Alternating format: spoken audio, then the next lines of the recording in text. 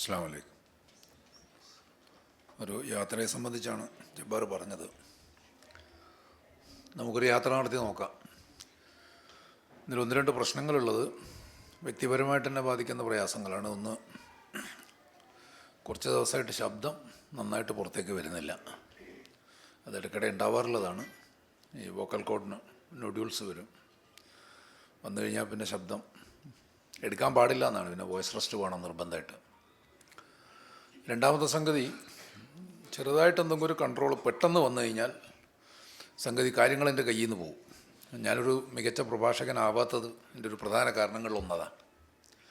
അപ്പോൾ ഇപ്പോഴും പെട്ടെന്ന് ഒരു ജബ്ബാർ കുറേ വർത്തമാനമൊക്കെ പറഞ്ഞെങ്കിലും ഒരു കൺട്രോളിന് വിധേയനാവാൻ ഞാൻ നിർബന്ധിതനാണ്.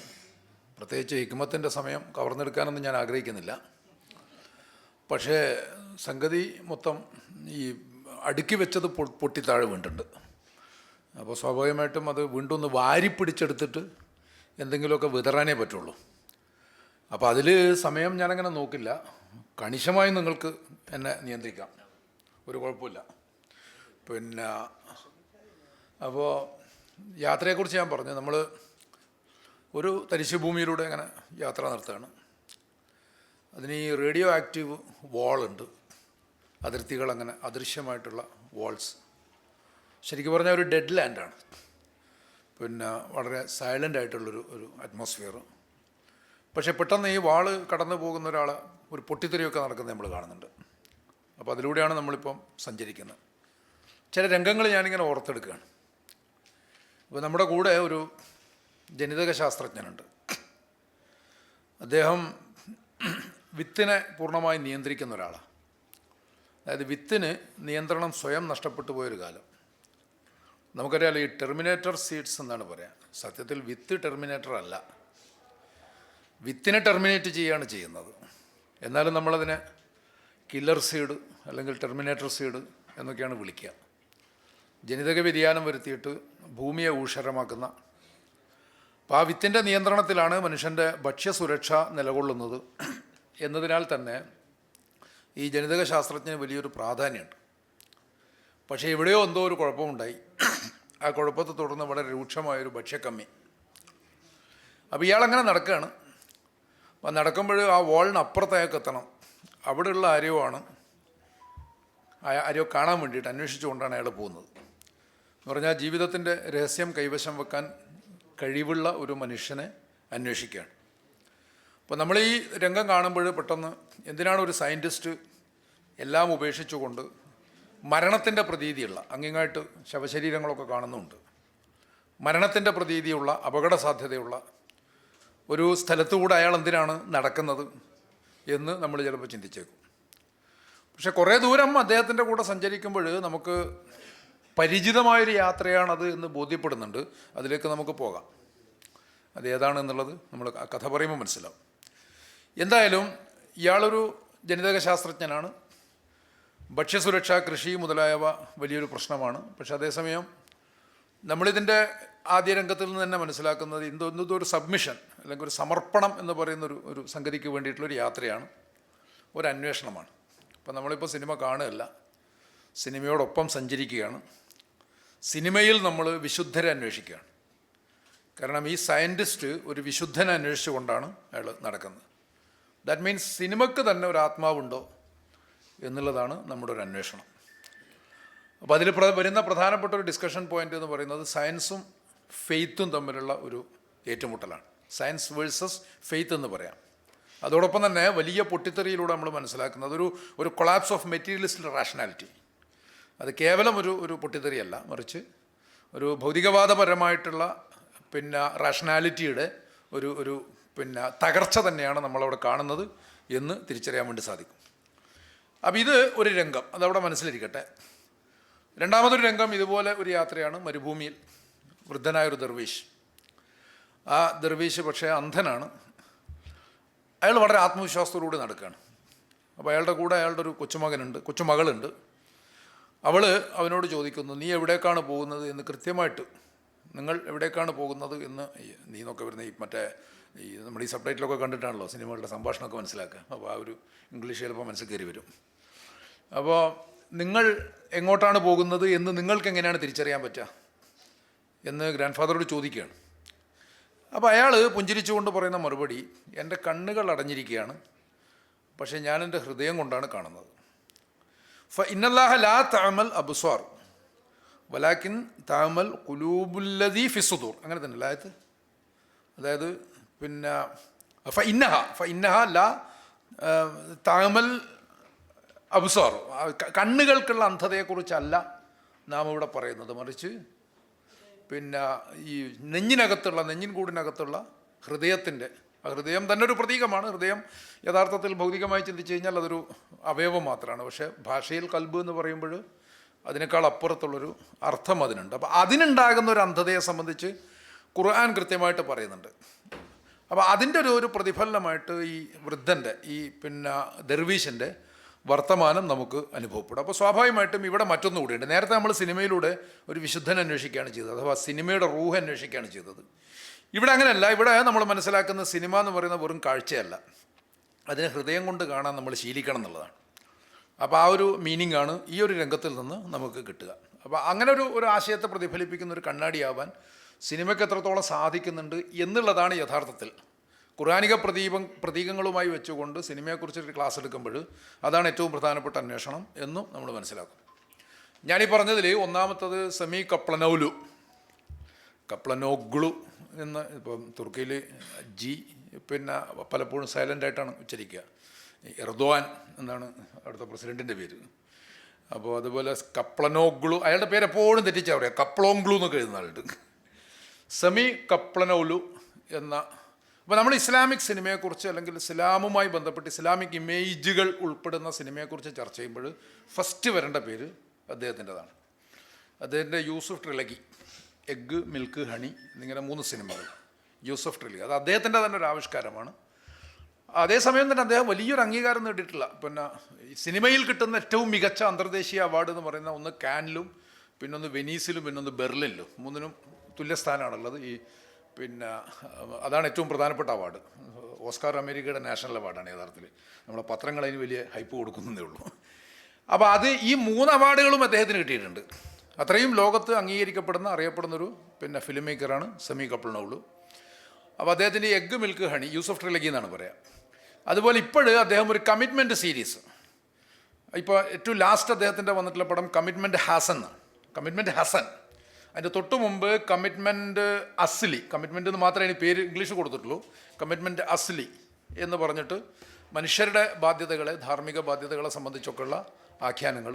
അപ്പോൾ ഇതൊക്കെ വളരെ കൃത്യമായിട്ട്, അതേസമയം പ്രത്യക്ഷത്തിൽ ഖുർആനായത്ത്, അതിൻ്റെ അടയാളങ്ങൾ, മിനാരങ്ങൾ, നിസ്കാരം, ഇങ്ങനത്തൊന്നും കാണിക്കൊന്നുമില്ല, അതൊന്നും അതിലുണ്ടാവില്ല.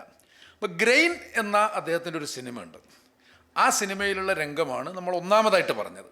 അതിനെക്കുറിച്ച് പിന്നെ ഷമീറോടെ സംസാരിക്കുമ്പോൾ പറഞ്ഞിരുന്നു.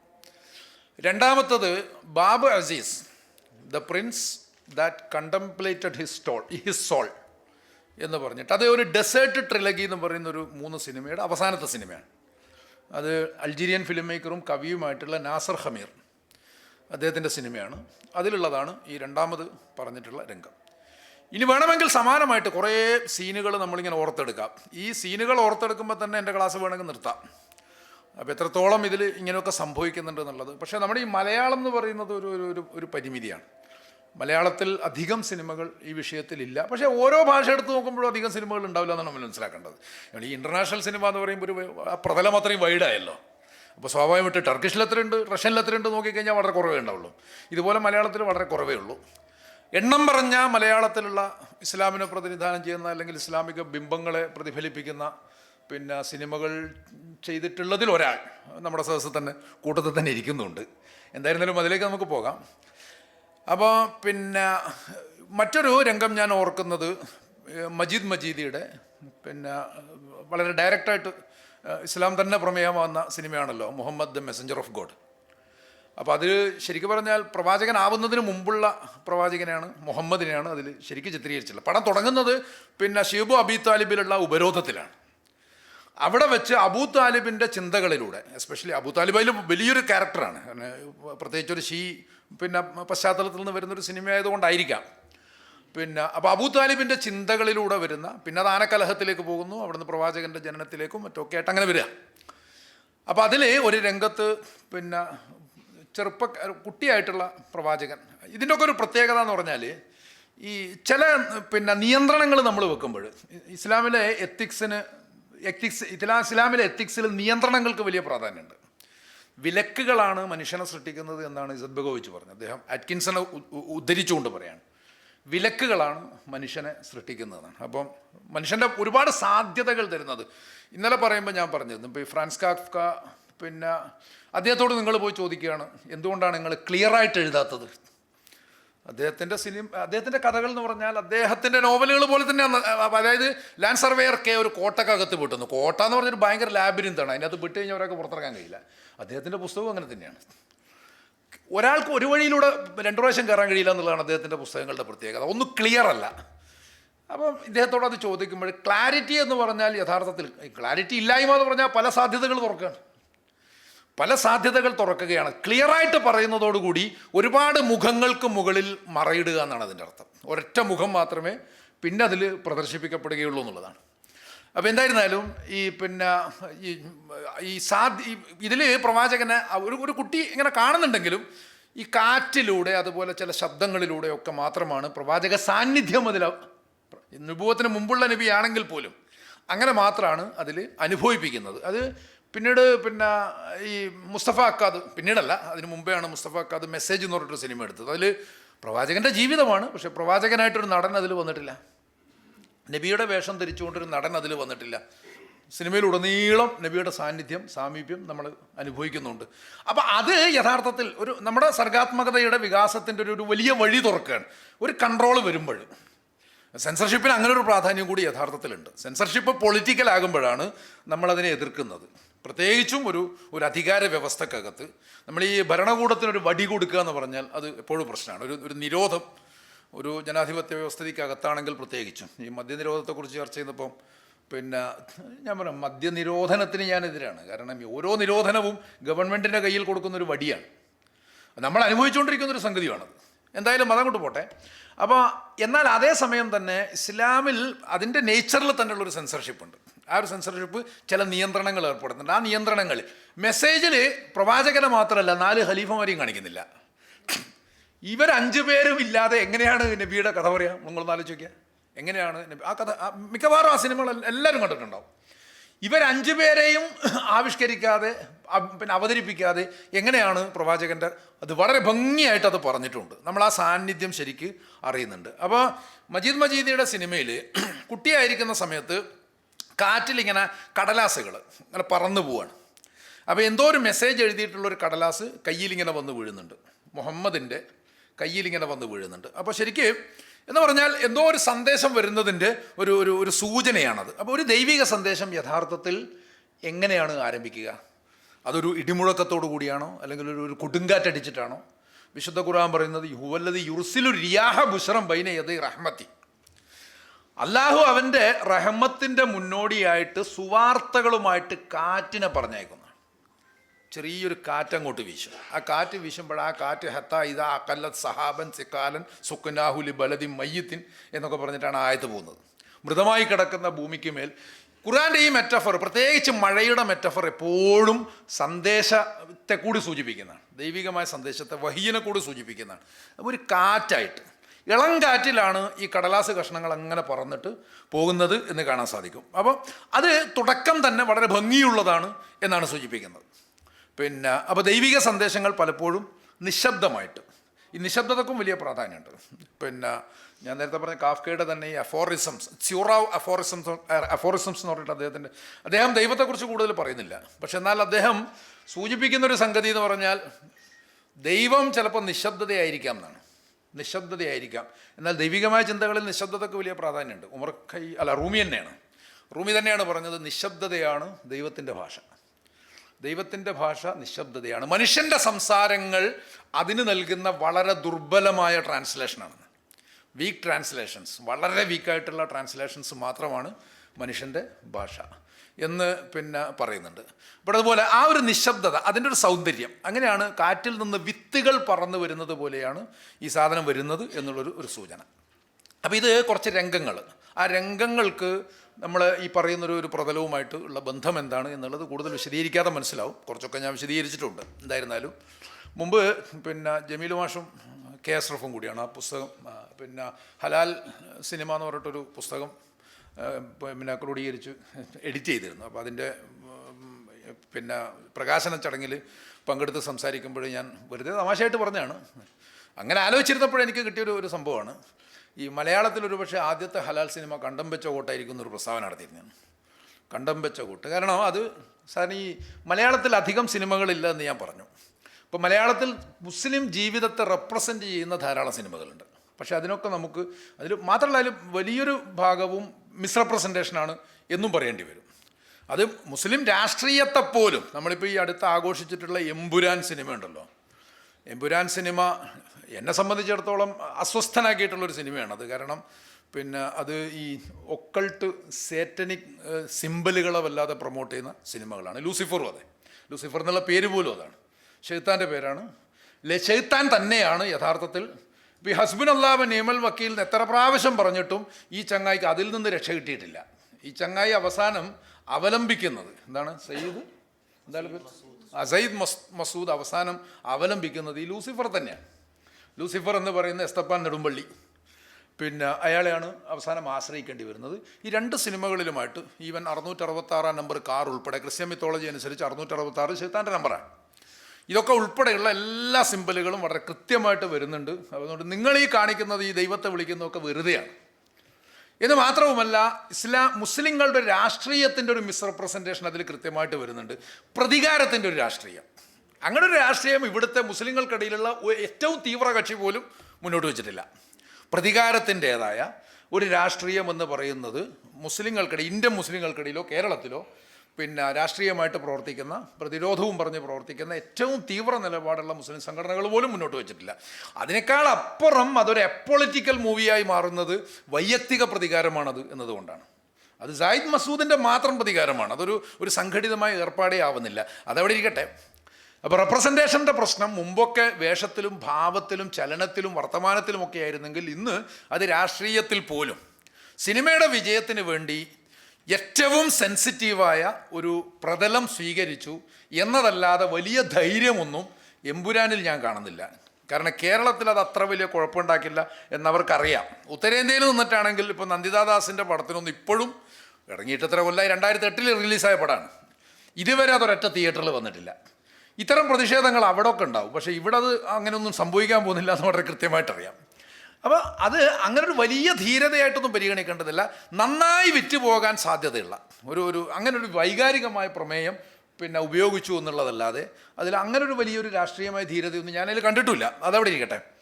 അപ്പോൾ പഴയകാല സിനിമകളിൽ മുസ്ലിം ജീവിതത്തെ ഈ അർത്ഥത്തിലൊക്കെയാണ് പിന്നെ റെപ്രസെൻ്റ് ചെയ്യുന്നത് എന്നിരിക്കെ ഈ കണ്ടം വെച്ച കോട്ട് അതിൽ നിന്ന് വ്യത്യസ്തമാണ്.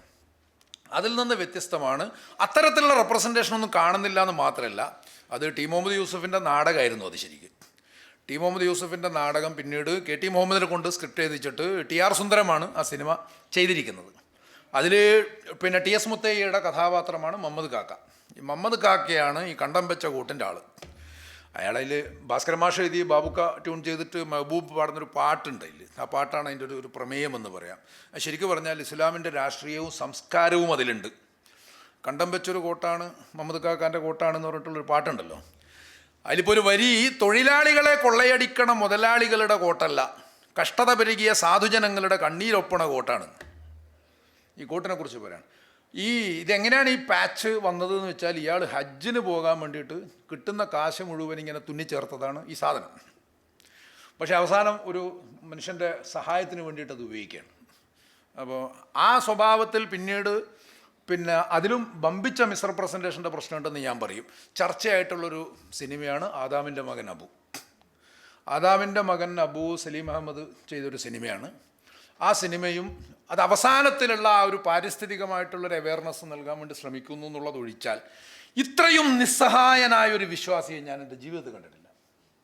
അത്രയും വൃത്തികെട്ടൊരു അവതരണമാണ്, വളരെ നെഗറ്റീവായിട്ടുള്ള. അയാളുടെ സ്ഥലം കയ്യേറിയിട്ടുള്ള അയൽക്കാരൻ തെറി പറയുന്ന സമയത്ത് വളരെ നിസ്സഹായനായിട്ട് ഇങ്ങനെ കേട്ടു നിൽക്കുന്ന അങ്ങനൊരു കഥാപാത്രങ്ങളൊന്ന് ആലോചിക്കുക. ആ വിശ്വാസിയോ അവിശ്വാസിയോ ആകട്ടെ, അങ്ങനൊരു മനുഷ്യനുണ്ടാവില്ലെന്നേ. അപ്പോൾ ഒരാളുടെ വിശ്വാസത്തിലൂടെ അയാളുടെ അവകാശത്തിന് വേണ്ടി പോലും ഒരക്ഷരം സംസാരിക്കാൻ പറ്റാതെ നിസ്സഹായനായി തീരുന്ന ഒരു വ്യവസ്ഥയുടെ പേരാണോ ഇസ്ലാം? അപ്പോൾ അത്രയും വികൃതമായിട്ടുള്ളൊരു റെപ്രസെൻറ്റേഷനാണ് അതിൽ സംഭവിച്ചത് എന്ന് കാണാൻ കഴിയും. അപ്പോൾ എന്തായാലും ഈ കണ്ടം വെച്ച കോട്ടിലേക്ക് വന്നു കഴിഞ്ഞാൽ തൊഴിലാളികളെ കൊള്ളയടിക്കണ മുതലാളികളുടെ കോട്ടല്ല. ശരിക്കും പറഞ്ഞാൽ ഒരു ലെഫ്റ്റ് രാഷ്ട്രീയത്തിന് വമ്പിച്ച വളക്കൂറുള്ള മണ്ണ് എന്നൊക്കെയാണല്ലോ കേരളത്തെ സംബന്ധിച്ച് പറയുന്നത്. അതിനെ ഈ ഇസ്ലാമിലേക്ക് ചേർക്കുന്നുണ്ട് വളരെ കൃത്യമായിട്ട്. പ്രത്യേകിച്ച് ഭാസ്കരൻ മാഷൊക്കെ ഇടതു പാരമ്പര്യമുള്ള ആളാണ്. പിന്നെ കഷ്ടത പെരുകിയ സാധുജനങ്ങളുടെ കണ്ണീരൊപ്പണ കോട്ടാണ്. നെക്സ്റ്റ് വരുന്നത് വക്കീൽമാരുടെ കോട്ടല്ല, ഇത് ഫക്കീർ അണിയണ കോട്ടാണ്. വക്കീൽമാരുടെ കോട്ടല്ല, ഇത് ഫക്കീർ അണിയണ കോട്ടാണ്. റബ്ബിൻ കൽപ്പന കേട്ട് നടക്കണ കൽബിനെ മൂടിയ കോട്ടാണ് എന്ന് പറഞ്ഞിട്ട് ആ കോട്ടിനെ കുറിച്ചുള്ളൊരു പാട്ട് തന്നെ വലിയൊരു സംഭവമാണെന്ന് കാണാം. മലയാളത്തിൽ മറ്റൊരു പ്രധാനപ്പെട്ട സ്വഭാവത്തിൽ, പിന്നെ അതൊരു മുസ്ലിം ജീവിതത്തിൻ്റെ റെപ്രസെൻറ്റേഷൻ ആണെങ്കിൽ പോലും കുറേ കൂടി സത്യസന്ധമായിട്ട് അതിനെ സമീപിക്കുന്ന മറ്റൊരു സിനിമയാണ് ഓളവും തീരവും. ഇതിനൊക്കെ വേറെ ഒരു പ്രത്യേകതയും കൂടിയുണ്ട്. കണ്ടം വെച്ച കോട്ട് ഞാൻ ഈ ഹലാൽ ചർച്ചയിൽ അത് വന്നു. ഹലാൽ ഭയങ്കര ഒരു പിന്നെ ചർച്ചയാകുന്നൊരു സമയമാണല്ലോ. ഈ വേറൊരു പ്രത്യേകതയും കൂടിയുള്ള മലയാളത്തിൽ ആദ്യത്തെ സമ്പൂർണ്ണ കളർ സിനിമയും കണ്ടം വെച്ച കോട്ടാണ്. എന്ന് പറഞ്ഞാൽ ഹലാൽ എന്ന് പറയുന്ന ആശയം അത്രയും കളർഫുള്ളാണെന്ന് അതിൻ്റെ ഒരു പ്രതീകം കൂടിയാണ്. ഹലാൽ എന്ന് പറയുന്ന ആശയം അത്രയും കളർഫുള്ളാണ് എന്നതിൻ്റെ ഒരു അടയാളം കൂടിയാണ്. ഓളവും തീരവും എം ടി വാസുദേവൻ നായരുടെ കഥ അദ്ദേഹത്തിൻ്റെ തന്നെ സ്ക്രിപ്റ്റിൽ. എം ടി പഴയ കാലത്ത് അങ്ങനെയായിരുന്നു. പിൽക്കാലത്തുള്ള എം ടിയോട് എനിക്ക് വലിയ താല്പര്യമൊന്നുമില്ല. അദ്ദേഹത്തിൻ്റെ സിനിമകളുടെ ഏറ്റവും പ്രധാനപ്പെട്ട പോരായ്മ ലിറ്ററേച്ചർ സിനിമ എന്നുള്ളതാണ്. അതുപോലെ പി പത്മരാജനും ആ ഒരു കുഴപ്പമുണ്ട്. ബേസിക്കലി അവർ രണ്ടുപേരും സാഹിത്യകാരന്മാരാണ്. അതാണ് അതിൻ്റെ പ്രശ്നം. പക്ഷേ എന്നാൽ പോലും ആ പരിമിതികളിൽ നിന്നൊക്കെ മറികടന്നിട്ട് പത്മരാജൻ ധാരാളം സിനിമകൾ ചെയ്തിട്ടുണ്ട്. നമ്മുടെ ചർച്ചയിലേക്ക് അത് കൊണ്ടുവരുന്നില്ല. എം ടിയും ചെയ്തിട്ടുണ്ട്. എം ടി സ്വയം തന്നെ ചെയ്തിട്ടുള്ള നിർമാല്യം, കടവ്, ഒരു ചെറുപുഞ്ചിരി, ഇതൊക്കെ ആ ഇനത്തിൽപ്പെട്ടതാണ്. അതുപോലെ പഴയ കാലത്തുള്ള അദ്ദേഹത്തിൻ്റെ സ്ക്രിപ്റ്റാണ് ഈ ഓളവും തീരവും. അതിൻ്റെ ഒരു പ്രത്യേകത എന്ന് പറഞ്ഞാൽ മലയാളത്തിൽ നവസിനിമ എന്ന് പറഞ്ഞിട്ടൊരു തരംഗത്തിന് തുടക്കം കുറിച്ച സിനിമയാണ് ഓളവും തീരവും. പി എൻ മേനോൻ്റെ സിനിമയാണ് അത്. ഈ പറഞ്ഞ പോലെ പിന്നെ എന്താണ് കുഞ്ഞാലി മാഷയിലെ കഥാപാത്രങ്ങൾ, പിന്നെ അബു അല്ല, അതിൽ പ്രധാന കഥാപാത്രം ബാപ്പുട്ടി. ബാപ്പുട്ടിയുടെ പ്രണയത്തിൻ്റെയും ജീവിതത്തിൻ്റെയും ഒക്കെ കഥ വളരെ സത്യസന്ധമായിട്ടുള്ള ഒരാവിഷ്കാരമായിട്ട് കാണാൻ സാധിക്കും. ബക്കറാണ്, പി എ ബക്കറാണ് ആ പടത്തിൻ്റെ പ്രൊഡ്യൂസർ. ബക്കർ പിന്നീട് മലയാള നവസിനിമയുടെ ഒരു ഭാഗമായിട്ട് തന്നെ മാറി. ബക്കറിൻ്റെ ഓൾമോസ്റ്റ് എല്ലാ സിനിമകളും അല്ലേ അയ്യൂബ് സാർ? എല്ലാ സിനിമകളിലെയും മെയിൻ അസോസിയേറ്റ് ആദം അയ്യൂബ് സാറാണ് എന്നും കാണാൻ സാധിക്കും. പിന്നെ അദ്ദേഹം കബനി നദി മുതൽക്ക് ശ്രീനാരായണ ഗുരു വരെ അല്ലേ, ശ്രീനാരായണ ഗുരു വരെയുള്ള സിനിമകളാണ് അദ്ദേഹം ചെയ്തിട്ടുള്ളത്. അതിലൊക്കെയുള്ള അസോസിയേറ്റ് ഡയറക്ടറും കൂടിയാണ് ആദം അയ്യൂബ് സാർ. അപ്പോൾ എന്തായാലും ബക്കറാണ് ആ പടത്തിൻ്റെ പ്രൊഡ്യൂസർ. പിന്നീട് ഇതുപോലെ കുറേ കൂടി സത്യസന്ധമായിട്ടുള്ളൊരു മുസ്ലിം ജീവിതത്തിൻ്റെ ആവിഷ്കാരം, കുറേ കൂടി ഇസ്ലാമിനോടുകൂടി സത്യസന്ധത പുലർത്തുന്ന വിധത്തിൽ, എന്നാൽ അതിൻ്റെ പ്രയോഗത്തിലുള്ള കുറേ പ്രശ്നങ്ങളൊക്കെ വളരെ കൃത്യമായിട്ട് വിമർശിക്കുന്നുണ്ട്, വളരെ തീവ്രമായിട്ട് തന്നെ. അത് പവിത്രൻ്റെ ഉപ്പാണ്. ഉപ്പ് സിനിമ ആ ഒരു പശ്ചാത്തലത്തിൽ, ഏറനാടൻ പശ്ചാത്തലത്തിലുള്ള കുറേ കൂടി സത്യസന്ധമായിട്ടുള്ള ഒരാവിഷ്കാരമാണെന്ന് കാണാം. ആ പടത്തിൻ്റെ പ്രൊഡ്യൂസർ കം പിന്നെ മുഖ്യ നടനാണ് P T Kunjumuhammad. P T Kunjumuhammad അങ്ങനെയാണ് യഥാർത്ഥത്തിൽ സിനിമയിലേക്ക് വരുന്നത്. പിന്നീട് അദ്ദേഹം ഗൾഫിലേക്ക് പോയി തിരിച്ചു വന്നിട്ട് സ്വയം സിനിമ പിന്നെ സംവിധാനം ചെയ്തു, സംവിധാനം ചെയ്തു തുടങ്ങി. പി ടി കുഞ്ഞുമുഹമ്മദ് ഒരിക്കലും ഒരു നല്ല സിനിമാക്കാരനേ അല്ല. പക്ഷെ അദ്ദേഹം വ്യത്യസ്തനാകുന്നത് പ്രമേയങ്ങൾ തിരഞ്ഞെടുക്കുന്ന ഒരു പിന്നെ രീതിയുണ്ട്, അതിലുള്ളൊരു പൊളിറ്റിക്സ് ഉണ്ട്. അദ്ദേഹം പറഞ്ഞ സിനിമകൾ മറ്റാരും പറയില്ലായിരുന്നു. ഇപ്പോൾ പരദേശി, ഇപ്പോഴിപ്പോൾ കോഴിക്കോട് 3 പേർക്ക് നോട്ടീസ് വന്നതായിട്ട് പറയുന്നു. ആ പരദേശി എന്ന് പറയുന്ന ആ ഒരു ലൈഫുണ്ടല്ലോ, അത് വേറെ ആരും പറയില്ല. അപ്പോൾ ഗർഷോ, ഒരു പ്രവാസിയുടെ ആ സ്വഭാവത്തിലുള്ള കഥ മറ്റാരും പറയില്ല. അതാണ് യഥാർത്ഥത്തിൽ പി ടി കുഞ്ഞുമുഹമ്മദിൻ്റെ സവിശേഷത. അതിനപ്പുറം അദ്ദേഹം ഒരു മികച്ച സിനിമക്കാരനേ അല്ല. അദ്ദേഹത്തിൻ്റെ സിനിമകൾ പലപ്പോഴും മെലോ ഡ്രാമ കൊണ്ട് അസഹ്യമായിട്ടുള്ള, കണ്ടിരിക്കാൻ തന്നെ പറ്റാത്ത സ്വഭാവത്തിലുള്ള ആവിഷ്കാരങ്ങളാണ്. അപ്പോൾ എന്തായാലും പിന്നെ ഉപ്പ് അത് കഴിഞ്ഞാൽ പിന്നെ കാര്യമായിട്ട് കുറച്ചുകൂടി പുതിയ കാലത്താണ് സത്യസന്ധമായ ആവിഷ്കാരങ്ങൾ വന്നിട്ടുള്ളത്. അതിനിടയിൽ പിന്നെ എം കൃഷ്ണൻ നായരുടെ പിന്നെ അതിൻ്റെ ഒരു തുടക്കം കുട്ടിക്കുപ്പായമാണ്. അത് മൊയ്തു പടിയത്തിൻ്റെ ഈ പിന്നെ മൊയ്തു പടിയത്ത് മനോരമ മംഗളം പോലുള്ളതൊക്കെ എഴുതുന്ന, സ്ഥിരമായിട്ട് പൈങ്കിളി കഥകൾ എഴുതുന്ന, അത് ആ സാധാരണ ഒരു പൈങ്കിളി ഫോർമാറ്റിലുള്ളൊരു സാധനം മുസ്ലിം പശ്ചാത്തലത്തിലേക്ക് മാറ്റുന്നു എന്നതിനപ്പുറം വലിയ പ്രസക്തിയൊന്നും അതിനില്ല. അപ്പോൾ അങ്ങനെയുള്ള കൃഷ്ണൻ നായരുടെ തന്നെ പടമാണ് കുട്ടിക്കുപ്പായം. അത് കഴിഞ്ഞിട്ട് പിന്നെ കൃഷ്ണൻ നായരെല്ലാം തോന്നുന്നു, അതിന് ശേഷമുള്ള രണ്ടാണ് ഒരു കുപ്പിവാളയും സുബീദയൊക്കെ വന്നിരുന്നു. പിന്നെ അത് കഴിഞ്ഞിട്ട് വീണ്ടും കൃഷ്ണൻ നായരുടേതായിട്ടുള്ള പടങ്ങൾ മറ്റേ മൈലാഞ്ചി, മണിയറ, മണിത്താലി, പിന്നെ കാലം മാറി കഥ മാറി എന്നൊക്കെ പറഞ്ഞിട്ട് കുറേ സാധനങ്ങൾ ഇങ്ങനെ വന്നിട്ടുണ്ട്. ഞാൻ പറഞ്ഞില്ല, അതിൽ പിന്നെ ശരിയായിട്ടും തെറ്റായിട്ടും മുസ്ലിം ജീവിതത്തിൻ്റെ റെപ്രസെൻറ്റേഷൻ അതിൽ നമുക്ക് കാണാൻ സാധിക്കും. അത് നമ്മുടെ ഇസ്ലാമികമായിട്ടുള്ള ബിംബങ്ങളുമായി ചേർത്ത് വിശകലനം ചെയ്യാൻ, അതുമായിട്ടുള്ള ബന്ധപ്പെട്ട മൂല്യങ്ങളുമായി പോലും ചേർത്ത് വിശകലനം ചെയ്യാൻ പറ്റിയ സാധനങ്ങളേ അല്ല. പിന്നെ ആ ഇനത്തിൽ നമുക്ക് അങ്ങനെ കുറച്ചുകൂടി ഗൗരവത്തിൽ സമീപിക്കാൻ പറ്റിയൊരു സിനിമ എൻ്റെ അറിവിൽ മലയാളത്തിൽ ഞാൻ കാണുന്നത് Sudani from Nigeria. Sudani from Nigeria ഈ പറഞ്ഞതുപോലെ ഇസ്ലാമികമായൊരു മൂല്യം, അതിൻ്റെ ഒരു സ്നേഹം, പിന്നെ ആ ഒരു ബന്ധങ്ങളുടെ ഒരു ഊഷ്മളത, ഇങ്ങനെയുള്ള കുറേ മൂല്യങ്ങൾ മാത്രമല്ല അത് അതിര് കടന്നു പോകുന്നു എന്നുള്ളതാണ്. അതിര് കടന്നു പോകുന്നു. നൈജീരിയയിൽ നിന്നൊരു സുഡാനി എങ്ങനെയാണ് വരുന്നത്? സുഡാനി എന്ന് പറഞ്ഞ പ്രയോഗത്തിൻ്റെ പിന്നെ ഒരു പൊരുളെന്താണെന്നുള്ളത് അതിൽ പറയുന്നുണ്ട്.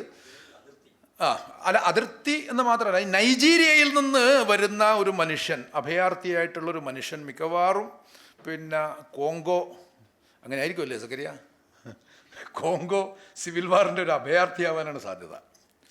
അത് ആ സിനിമയിൽ പറഞ്ഞിട്ടില്ല. ഹിസ്റ്ററി പരിശോധിക്കുമ്പോൾ പാസ്പോർട്ടില്ലാത്ത നൈജീരിയക്കാരനാണ് അയാൾ. അപ്പോൾ സ്വാഭാവികമായിട്ടും കോങ്കോ, പിന്നെ സുഡാൻ, നൈജീരിയ, കേരളം എന്നൊക്കെ പറയുമ്പോൾ ഒരു വരവുണ്ട്. ആ വരവ് എല്ലാ അതിരുകളെയും തകർത്ത് കളയുന്ന ഒരു വരവാണ് എന്നത് തന്നെ അതായത് ശരിക്കും കൃത്യമായിട്ട് ഫീൽ ചെയ്യുന്നുമുണ്ട് എന്ന് കാണാൻ സാധിക്കും. പിന്നെ കുറച്ചുകൂടി പരിഷ്കരണാത്മകമായിട്ടുള്ള ഒരു ഇസ്ലാമിക പ്രമേയം മുന്നോട്ട് വെക്കുന്ന മലയാളത്തിലുള്ളൊരു സിനിമ എനിക്ക് തോന്നി, ഞാൻ എൻ്റെ അനുഭവത്തിൽ നിന്ന് പറയുന്നതാണ്, കഠിന കഠോരമീ അണ്ടകടാഹം എന്ന സിനിമയാണ്. അത് പിന്നെ മുഹാസിൻ സംവിധാനം ചെയ്തിട്ടുള്ള അർഷദിൻ്റെ പിന്നെ തിരക്കഥയിലുള്ള ഒരു സിനിമ. ആ സിനിമയുടെ ഒരു പ്രധാനപ്പെട്ട സവിശേഷത എന്ന് പറഞ്ഞാൽ അതൊരു കോവിഡ് കാലത്തുള്ള പിന്നെ നിയന്ത്രണങ്ങളുടെ ഒരു സറ്റയറും കൂടിയാണ് ശരിക്കും. അതാണ്. പക്ഷെ അതേസമയം തന്നെ ഒരു ബന്ധങ്ങൾ, ഈ അർഷദിനോട് വ്യക്തിപരമായിട്ട് സംസാരിച്ചിട്ടുള്ള അനുഭവം നിങ്ങൾക്കുണ്ടെങ്കിൽ, അർഷദിൻ്റെ സുഹൃത്താണ്, വ്യക്തിപരമായിട്ട് സംസാരിച്ചിട്ടുള്ള അനുഭവം ഉണ്ടെങ്കിൽ ആ അർഷദേ അല്ല ഇത് എഴുതിയിട്ടുള്ള അർഷദെന്ന് തോന്നും. കാരണം അത്രയും സോഫ്റ്റായിട്ടുള്ള, അത്രയും പിന്നെ അലിവ് കാണിക്കുന്ന ഒരു അർഷദിനെ ഞാൻ എൻ്റെ ജീവിതത്തിൽ പരിചയപ്പെട്ടിട്ടൊന്നുമില്ല. അപ്പോൾ അങ്ങനെയുള്ള ഒരു അനുഭവം എന്ന് മാത്രമല്ല, അതിലേറ്റവും അവസാനം പിന്നെ അത് ഖബർസ്ഥാനിലാണല്ലോ സിനിമ അവസാനിക്കുന്നത്. അതാണല്ലോ ഏറ്റവും പ്രധാനപ്പെട്ട അതിലെ വിഷയം. അതാണല്ലോ, ഖബർസ്ഥാനിൽ മരിച്ചയാളെ കാണാൻ വേണ്ടിയിട്ട് ഭാര്യ വരുന്നുണ്ട്.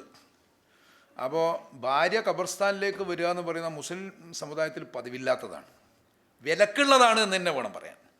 അതോടൊപ്പം തന്നെ കോവിഡ് സമയത്തുള്ള പ്രോട്ടോക്കോളുകളുടെ എല്ലാ നിയന്ത്രണങ്ങളും ഇത് രണ്ടും തെറ്റിച്ചിട്ട് ഒരു പെണ്ണൊരുത്തി അവിടെ വരുന്നു, ഭർത്താവിനെ കാണുന്നു, പ്രാർത്ഥിക്കുന്നു, തിരിച്ചു പോകുന്നു.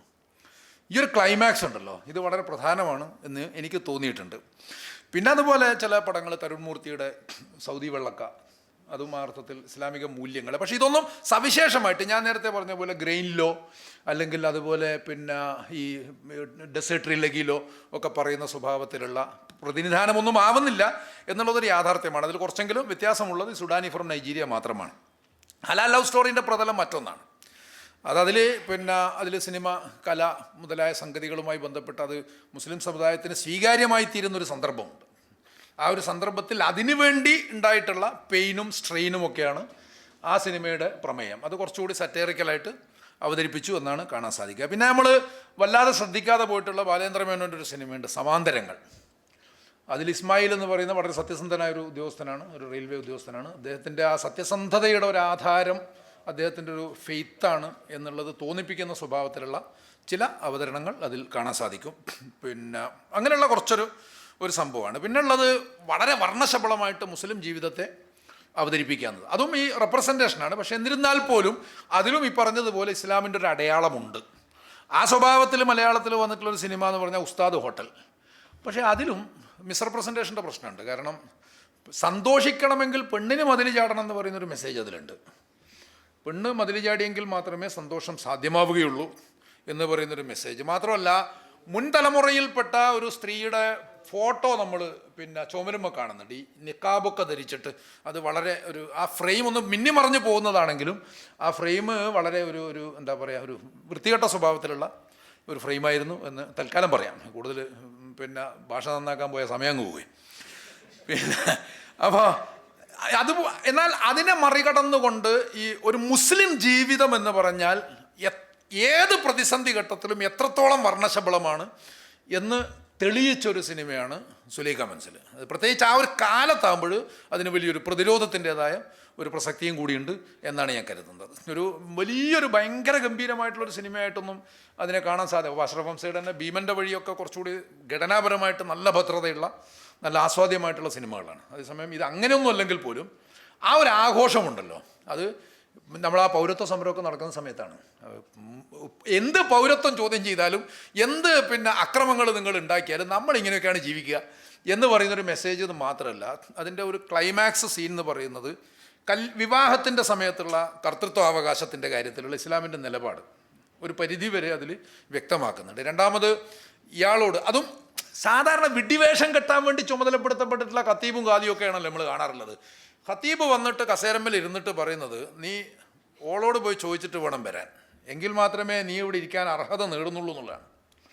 അപ്പോൾ ഈ ചങ്ങായി ചെന്നിട്ട്, ജ്യേഷ്ഠനും അനുജത്തിയും തമ്മിലുള്ളൊരു ക്ലാഷ് അതിൽ വരുന്നുണ്ടല്ലോ. എന്നിട്ട് അവസാനം അനുജത്തിയുടെ മുന്നിൽ ചെന്ന് മുട്ടുകുത്തിയിട്ട് സലാം പറഞ്ഞിട്ട് അനുവാദം ചോദിച്ച് പൊരുത്തം വാങ്ങിച്ചിട്ട് അയാൾ തിരിച്ചു വരുന്ന ഒരു രംഗവും കൂടി നമുക്കതിൽ കാണാൻ സാധിക്കും. പിന്നെ വർണ്ണശബളമായൊരു മുസ്ലിം ജീവിതത്തെ പ്രൊമോട്ട് ചെയ്യുന്ന അല്ലെങ്കിൽ അതിനെ പ്രദർശിപ്പിച്ചിട്ടുള്ള മറ്റൊരു സിനിമ ആയിഷയാണ്. അത് സിനിമ എന്ന നിലക്ക് വളരെ ദുർബലമാണ് എന്ന് ഞാൻ പറയും. പക്ഷേ ഈ ഒരു കളർഫുള്ളായിരുന്ന സംഭവം എന്ന് മാത്രമല്ല, അതിൻ്റെ ഒരു പ്രത്യേകത എന്ന് വെച്ചാൽ ഈ ഖദ്ദാമ എന്ന സിനിമയുടെ നേരെ ഓപ്പോസിറ്റ് സൈഡിൽ നിൽക്കുന്നതല്ല. ഖദ്ദാമ എന്ന് പറയുമ്പോൾ സമയം പറയണം കേട്ടോ. ഖദ്ദാമ എന്ന് പറയുമ്പോൾ സൗദിയിൽ ജോലിക്ക് പോകുന്നൊരു പെണ്ണ് അനുഭവിക്കുന്ന ക്ലേശങ്ങളും പ്രയാസങ്ങളൊക്കെ ആണെങ്കിൽ ഇത് നേരെ തിരിച്ചുള്ള ഒരു അനുഭവമായിട്ട് അതിനെ വളരെ സർഗാത്മകമായിട്ട് അതാരാണ് അതിൻ്റെ ഡയറക്ടർ? ആഷിഖ് അക്കോടി അല്ല, ആമിർ പള്ളിക്കൽ. ആഷിഫ് എഴുതിയതാണല്ലേ? ഓക്കെ, സക്കരിയാണ് എൻ്റെ പ്രൊഡ്യൂസർ. അപ്പോൾ ഇങ്ങനെ ഇതുപോലെ ഞാൻ അതുപോലെ തന്നെ ആദാമിൻ്റെ മകൻ അബുവൊക്കെ ചില സ്ഥലത്തൊക്കെ ഈ ഇസ്ലാമികമായിട്ടുള്ള ചില അടയാളങ്ങൾ പ്രദർശിപ്പിക്കുന്നുണ്ടെങ്കിൽ പോലും അത് വളരെ തീർത്തും നിന്ദ്യമായൊരു മിസ്റെപ്രസൻറ്റേഷനായിട്ടാണ് എനിക്ക് ഫീൽ ചെയ്തിട്ടുള്ളത്. എന്തായാലും സിനിമയെ മൊത്തത്തിൽ വിലയിരുത്തുമ്പോൾ, ആഗോളതലത്തിൽ തന്നെ വിലയിരുത്തുമ്പോൾ, ഈ സ്പിരിച്വൽ റിയലിസം എന്ന് പറഞ്ഞിട്ടൊരു കാറ്റഗറി സാധാരണഗതിയിൽ ഉപയോഗിക്കാറുണ്ട്. പ്രധാനമായും ആന്ദ്രേ താർക്കോവ്സ്കിയുടെ ഒക്കെ സിനിമകൾ, അതുപോലെ ഈ ബ്രെസ്സൻ, അങ്ങനെ കുറേ ഫിലിം മേക്കേഴ്സ് ഉണ്ട്. അത്തരം ആളുകളുടെ സിനിമകളെ അടയാളപ്പെടുത്താൻ വേണ്ടിയിട്ടാണ് താർക്കോവ്സ്കിയുടെ സൈലൻസ്, അതുപോലെ സ്റ്റോക്കർ പോലുള്ള സിനിമകളൊക്കെ അങ്ങേയറ്റം ആത്മീയമാണ്. അപ്പോൾ അങ്ങനെയുള്ള ഒരു സ്പിരിച്വൽ റിയലിസം എന്ന് പറയുന്നൊരു കാറ്റഗറി സാധ്യമാണ്. അതിൽ തന്നെയും ഒരു ഇസ്ലാമിക് റിയലിസം എന്ന് പറയുന്നൊരു അതിൻ്റെ ഒരു ഉപ കാറ്റഗറി സാധ്യമാണോ എന്നുള്ളതാണ് സാങ്കേതികമായിട്ട് നമ്മുടെ അന്വേഷണം. ആ അന്വേഷണത്തിലാണ് ഞാൻ നേരത്തെ പറഞ്ഞ സമീ കപ്ലനൗലു ഒക്കെ മുന്നിൽ നിൽക്കുന്നത്. അദ്ദേഹമാണ് ഏറ്റവും മുന്നിൽ നിൽക്കുന്നത് എന്ന് പറയേണ്ടി വരും. അതേസമയം എനിക്കിന്ന് നിലവിലുള്ള ചലച്ചിത്രകാരന്മാരിൽ ഫിലിം മേക്കേഴ്സിൽ ഏറ്റവും ഇഷ്ടപ്പെട്ട ആളുകളിൽ ഒരാളാണ് ഈ കപ്ലനൗലു. പിന്നൊരാളുള്ളത് തുർക്കിക്കാരൻ തന്നെയാണ്, ജീലാൻ, നുരി ബിൽഗെ ജീലാൻ. അദ്ദേഹം പക്ഷേ അഗ്നോസ്റ്റിക്കാണ് വിശ്വാസപരമായിട്ട്. അദ്ദേഹം ഒരു ഇസ്ലാം അല്ല, പക്ഷെ അതേസമയം തന്നെ തുർക്കിയിലുള്ള ഒരു ഇസ്ലാമിക ജീവിതത്തെ വളരെ പോസിറ്റീവായി തന്നെ സമീപിക്കുന്ന. അത് മാത്രമല്ല, എനിക്ക് ഈ സാധാരണ ഇവിടുത്തെ നാസ്തികർ ഉന്നയിക്കുന്ന ഒരു പ്രശ്നമുണ്ടല്ലോ, വലിയൊരു പ്രശ്നം സ്കാൻഡിനേഷ്യൻ രാജ്യങ്ങളിലെ സോഷ്യൽ സെക്യൂരിറ്റിയെ സംബന്ധിച്ച്. ഭയങ്കരമായ സമാധാനവും സോഷ്യൽ സെക്യൂരിറ്റിയാണ്. കാരണം വെച്ചാൽ ഈ കേട്ടാൽ വിചാരിക്കും നമ്മുടെ രവീന്ദ്രനും മറ്റൊക്കെ കൂടിയിട്ടുണ്ടാക്കിയിട്ടുള്ളൊരു സിസ്റ്റമാണത്. അങ്ങനെയൊന്നുമല്ല, ട്രഡീഷണലി അതങ്ങനെയാണ് അവർ. പക്ഷേ അവർ ഇർറിലീജിയസ് ആണെന്നാണ് പറയുന്നത്. നാസ്തികരാണെന്നല്ല, ഇർറിലീജിയസ് എന്നുള്ള വാക്കിന് അവർ എത്തീസ്റ്റാണെന്ന് അർത്ഥമില്ല. കൂട്ടത്തിൽ അവരും ഉണ്ടാവുന്നേ ഉള്ളൂ. ഈ ഒരു പ്രശ്നം ഒരു ഉദാഹരണമായിട്ട് പറഞ്ഞ വൈൽഡ് പിയർ ട്രീ എന്ന് പറഞ്ഞിട്ടൊരു ഈ ജീലാൻ്റെ ഒരു സിനിമയുണ്ട്. അതൊക്കെ ഒരു കുറച്ചുകൂടി എക്സിസ്റ്റൻഷ്യലിസ്റ്റ് മൂവിയാണ്. അന്നിലക്ക് ഇസ്ലാം, ഞാൻ നേരത്തെ പറഞ്ഞ ഈ മരുഭൂമിയിലുള്ള ദർവീഷിൻ്റെ ഒരു അലച്ചിലുണ്ടല്ലോ, ഈ അലച്ചിലിന് ഒരു എക്സിസ്റ്റൻഷ്യലിസ്റ്റ് ഭാവമുണ്ട്. എക്സിസ്റ്റൻഷ്യലിസം എന്ന് പറയുന്നത് പാശ്ചാത്യ തത്വചിന്തയിൽ ആരംഭിക്കുന്നത് സോറൻ കീർക്കിഗോർ മുതൽക്കാണ്. കീർക്കിഗോർ എത്തീസ്റ്റ് അല്ല, പക്ഷെ പിന്നീട് അത് ജനകീയമായ അംഗീകാരം നേടുന്നത് സാർത്ര മുതൽക്കാണ്. ഷാൻ പോൾ സാർത്ര, അദ്ദേഹം ഒരു എത്തീസ്റ്റാണ്. അദ്ദേഹം ജീവിതത്തിനൊരു മാതൃകയുമില്ല, പ്രോംപ്റ്ററോ സ്ക്രിപ്റ്റോ ഇല്ലാതെ സ്റ്റേജിലേക്ക് എടുത്തിടപ്പെട്ട ഒരു നടനെ പോലെ ആണ് മനുഷ്യൻ. അത്രമേൽ സ്വതന്ത്രനാണ്, ആ സ്വാതന്ത്ര്യമാണ് അവൻ്റെ ഏറ്റവും വലിയ ഭാരം എന്നൊക്കെ പറഞ്ഞിട്ടുള്ള ഒരാളാണ്. പക്ഷേ ശരിക്കും എക്സ്റ്റൻഷ്യലിസത്തിൻ്റെ ചരിത്രം ആരംഭിച്ചാൽ അതിൻ്റെയൊക്കെ നൂറ്റാണ്ടുകൾ പഴക്കേണ്ടതിന്. അബ്ബാസിയ കാലഘട്ടത്തിൽ ജീവിച്ചിരുന്ന അബുൽ അലായിൽ മഅരി എന്ന് പറഞ്ഞിട്ടൊരു കവിയുണ്ട്. അബുൽ അലായിൽ മഅരി ആ എക്സിസ്റ്റൻഷ്യലിസം മൂത്തിട്ട് ഇസ്ലാമെന്ന് പുറത്തു പോയ ഒരാളാണ്. പക്ഷേ അദ്ദേഹത്തോട് ആ കാലം മുതൽക്ക് ഇന്ന് വരെയുള്ള മുസ്ലിം സമൂഹത്തിൻ്റെ സമീപനം നിഷേധാത്മകമായിരുന്നില്ല. 20-ാം നൂറ്റാണ്ടിൻ്റെ ആദ്യത്തിൽ മാത്രമാണ് മുസ്ലിങ്ങൾക്കിടയിൽ ഇസ്ലാമിനെ ഒരു ഭീകരമായിട്ട് അവതരിപ്പിക്കുന്ന പ്രവണത ഉണ്ടായത്. അതാണോ അല്ലോ എന്നുള്ള ചർച്ച വേറെയാണ്. പക്ഷെ ആ ഒരു പ്രവണത പോലും അതിനൊരു പൊളിറ്റിക്കൽ സാഹചര്യം നമ്മൾ വേറെ ചർച്ച ചെയ്യേണ്ടതാണ്. അതുവരെ അങ്ങനൊരു മുഖമേ ഇല്ല. പിന്നെ മഅറ എന്ന് പറയുന്ന സിറിയയിലെ സ്ഥലത്ത് ഈ അബുൽ മഹരിയുടെ സ്മാരകം ഉണ്ടായിരുന്നു. അത് ISIS വന്നപ്പോഴാണ് പൊളിച്ചത്. അവർ വരുന്നത് വരെ ഈ സാധനം അവിടെ ഉണ്ടായിരുന്നു എന്നുള്ളതാണ്. എന്ന് പറഞ്ഞാൽ അയാൾ ആൻറ്റി നാറ്റലിസ്റ്റാണ്. അയാളുടെ വാദം ആൻറ്റി നാറ്റലിസ്റ്റ് എന്ന് പറഞ്ഞാൽ ജനനമാണ് എല്ലാ കുഴപ്പത്തിനും കാരണം. അതുകൊണ്ട് മനുഷ്യൻ ജനിക്കാതിരുന്നാൽ തന്നെ പ്രശ്നങ്ങളൊക്കെ തീരും എന്നുള്ള വിശ്വാസത്തിൽ സ്വയം വിവാഹം കഴിക്കാതെയും മറ്റൊരു പെണ്ണുമായിട്ട് ബന്ധപ്പെടാതെയും, ആ കാലത്ത് ഗർഭനിരോധന മാർഗ്ഗങ്ങളൊന്നും വല്ലാതെ കണ്ടുപിടിച്ചിട്ടില്ലേ. പിന്നെ ഈ ഓഷയുടെ ഒരു വർത്താനുണ്ട്, ഈ സ്ത്രീ വിമോചനത്തിൽ ഏറ്റവും വലിയ പങ്ക് വഹിച്ചത് പിന്നെ ഗർഭനിരോധന കുറയാണെന്നാണ് അയാൾ പറയുന്നത്. അതോടുകൂടി അവരും സ്വതന്ത്രരായി മാറി. സാധാരണ പെണ്ണുങ്ങളെ ഇതിൽ നിന്ന് തടഞ്ഞു നിർത്തുന്നത് ഗർഭധാരണ പേടിയാണ് മെയിനായിട്ട്. അതും കൂടി ഇല്ലാതെ അവരും കൂടി സ്വതന്ത്രരായി എന്നുള്ളൊരു വർത്തമാനം. അപ്പോൾ എന്തായാലും ഈ മഹരി വിവാഹമൊന്നും കഴിച്ചിട്ടില്ല. അയാളെ മറ്റേ ഈ ശവകുടീരത്തിന് എഴുതി വെക്കാൻ വേണ്ടിയിട്ടൊരു കവിത, എൻ്റെ മാതാപിതാക്കൾ എന്നോട് ചെയ്തിട്ടുള്ള ഏറ്റവും വലിയ ദ്രോഹമാണ് എൻ്റെ ജനനം, പിന്നെ ഞാൻ ആ ദ്രോഹം മറ്റൊരാളോടും ചെയ്തിട്ടില്ല എന്നർത്ഥം വരുന്ന വരികൾ എഴുതി. അപ്പോൾ എക്സിസ്റ്റൻഷ്യലിസത്തിൻ്റെ അതൊരു നെഗറ്റീവായിട്ടുള്ള എക്സിസ്റ്റൻഷ്യലിസമാണ്. പക്ഷെ അതേസമയം തന്നെ വളരെ പോസിറ്റീവായിട്ട് പിന്നെ അസ്തിത്വത്തിൻ്റെ ഒരു അന്വേഷണം എന്ന തലത്തിലേക്ക് അതിനെ വികസിപ്പിച്ചിട്ടുള്ളത് സൂഫി ചിന്തകൻ, ഷീ ചിന്തകനും കൂടിയായിട്ടുള്ള മുല്ല സദറയാണ്. അപ്പോൾ അതൊക്കെ അങ്ങനൊരു കാലം യഥാർത്ഥത്തിലുണ്ട്. അതിനെ ഓർമ്മിപ്പിക്കുന്ന സ്വഭാവത്തിൽ അസ്തിത്വവാദം ഈ ജീലാൻ്റെ പിന്നെ സിനിമകളിൽ വിൻ്റർ സ്ലീപ്പ് ആഴത്തിൽ തത്വശാസ്ത്രപരമാണ്. ഞാൻ ഇന്നലെ നടത്തിയൊരു പ്രസ്താവന പോലെ തന്നെ എനിക്ക് ഏറ്റവും ഇഷ്ടപ്പെടുന്ന സിനിമ എനിക്ക് മനസ്സിലാവാത്ത സിനിമയാണ്. എത്രത്തോളം മനസ്സിലാവാതിരിക്കുന്നോ അത്രത്തോളം ഞാനത് ഇഷ്ടപ്പെടും. കാരണം അത്രത്തോളം ഞാൻ അതിൽ പണിയെടുക്കേണ്ടി വരും. അതാണ് ഇത് കണ്ടിട്ടങ്ങ് പോകുന്നതോടുകൂടി എൻ്റെ ഉത്തരവാദിത്തം മാറാന്ന് പറഞ്ഞാൽ എൻ്റെ പ്രസംഗം കേൾക്കുന്ന പോലെയാണ്. നിങ്ങൾക്ക് അതിൽ പിന്നെ ഒന്നും ചെയ്യാനുണ്ടാവില്ല എന്ന് പറഞ്ഞതുപോലെയല്ല യഥാർത്ഥത്തിൽ ഒരു പിന്നെ മാധ്യമം എന്ന നിലക്ക് ഇത് ആവിഷ്കർത്താവും ആസ്വാദകനും തമ്മിലുള്ള അവർക്കിടയിലുള്ള ഒരു വിനിമയമാണ്. ആ വിനിമയത്തിലൂടെ തന്നെ ഇത് വികാസം പ്രാപിക്കണം. അപ്പോഴങ്ങനെ ഉള്ള സാധനങ്ങളാണ്, അനുഭവങ്ങളാണ് ഈ ജീലാൻ്റെ പിന്നെ ഒരു വേറൊരു പ്രത്യേകത, തുർക്കിയുടെയും കൂടി പ്രത്യേകതയാണ്, ദൃശ്യങ്ങൾക്കുള്ളൊരു അപാരമായ ഭംഗിയാണ്. അതിന് ഏറ്റവും ഡീപ്പായിട്ട് ഉപയോഗപ്പെടുത്താൻ അദ്ദേഹത്തിന് സാധിച്ചിട്ടുണ്ട് എന്നുള്ളതാണ്. അപ്പോൾ ഈ വൈൽഡ് പിയർ ട്രീയിൽ അസ്തിത്വം അന്വേഷിച്ച് നടക്കുന്ന ഒരു എഴുത്തുകാരനാണ്. അദ്ദേഹത്തിൻ്റെ നോവൽ പ്രസിദ്ധീകരിക്കണം, ആ പ്രസിദ്ധീകരിക്കാനുള്ളൊരു അലച്ചൽ, അതിനുശേഷം പ്രസിദ്ധീകരിച്ച ശേഷം ഈ പുസ്തകം ചിലവാകുന്നില്ല, അതുമായിട്ട് ബന്ധപ്പെട്ട പ്രശ്നങ്ങൾ, ഇങ്ങനെയാണ് അതിൽ പോകുന്നത്. പക്ഷേ അതിനിടയിൽ കുറേ ചർച്ചകളിൽ ഒരു പ്രാദേശിക പള്ളി ഇമാമുമായിട്ടുള്ള ചർച്ചകൾ. പ്രാദേശിക പള്ളി ഇമാമുമായിട്ടുള്ള ചർച്ച എന്ന് പറഞ്ഞാൽ അതിൽ പിന്നെ ഇമാം ഇസ്ലാമിൻ്റേതായിട്ടുള്ള വിശ്വാസത്തിൻ്റേതായ കുറേ ഗുണങ്ങളൊക്കെ പറയുമ്പോൾ ഇദ്ദേഹം പറയുന്നുണ്ട്, പക്ഷേ വിശ്വാസമൊന്നും ഇല്ലാത്തടത്താണല്ലോ കൂടുതൽ സാമൂഹ്യ സുരക്ഷ ഉള്ളത്.